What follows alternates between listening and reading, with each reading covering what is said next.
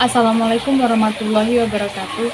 Saya Vita Yunda dari jurusan Perbankan Syariah, kelas SPS 5. Di sini saya akan mempresentasikan materi yang berjudul Sifat Sholat Nabi atau Tata Cara Sholat Nabi.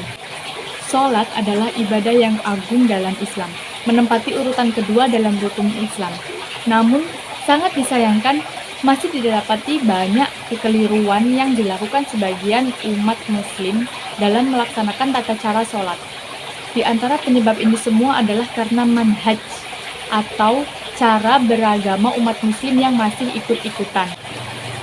Faktor ini harus menyadarkan setiap muslim untuk mengoreksi sholatnya agar diterima oleh Allah Subhanahu wa Ta'ala.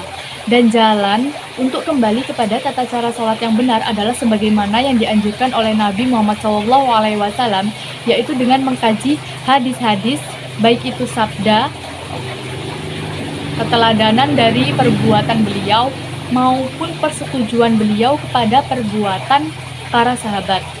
Berikut adalah sifat sholat Nabi. Yang pertama adalah menghadap kiblat. Apabila Anda ingin menunaikan sholat, maka menghadaplah ke Ka'bah atau kiblat dimanapun Anda berada, baik itu sholat fardu maupun sholat sunnah. Sebab ini termasuk dalam rukun-rukun sholat, di mana sholat tidak sah tanpa rukun ini. Wajib bagi yang melihat Ka'bah untuk langsung menghadap ke porosnya. Bagi yang tidak melihatnya, maka ia harus menghadap ke arah Ka'bah. Yang kedua yaitu berdiri. Wajib untuk orang yang melaksanakan sholat untuk berdiri, karena ini adalah rukun, kecuali bagi orang yang melaksanakan sholat khauf saat berperang berkecamuk hebat, maka ia diizinkan untuk sholat di atas kendaraannya.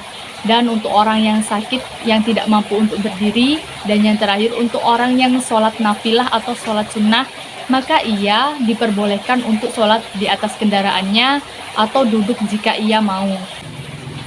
Bagi yang akan sholat, maka ia harus meniatkan sholat yang akan dilaksanakannya, serta menentukan niat dengan hatinya, seperti fardu zuhur dan asar maupun sunnah zuhur dan asar.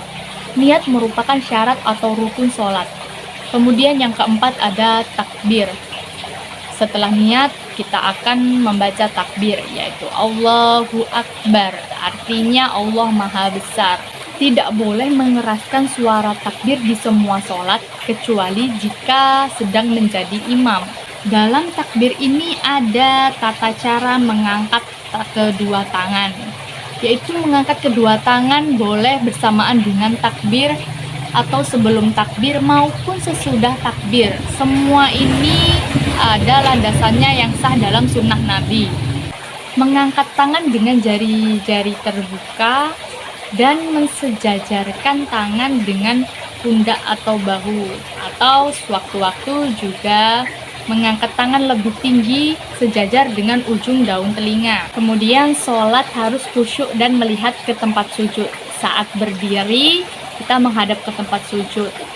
Dilarang menoleh ke kanan dan ke kiri, karena itu merupakan sebuah curian yang dilakukan oleh syaitan dari sholat seorang hamba.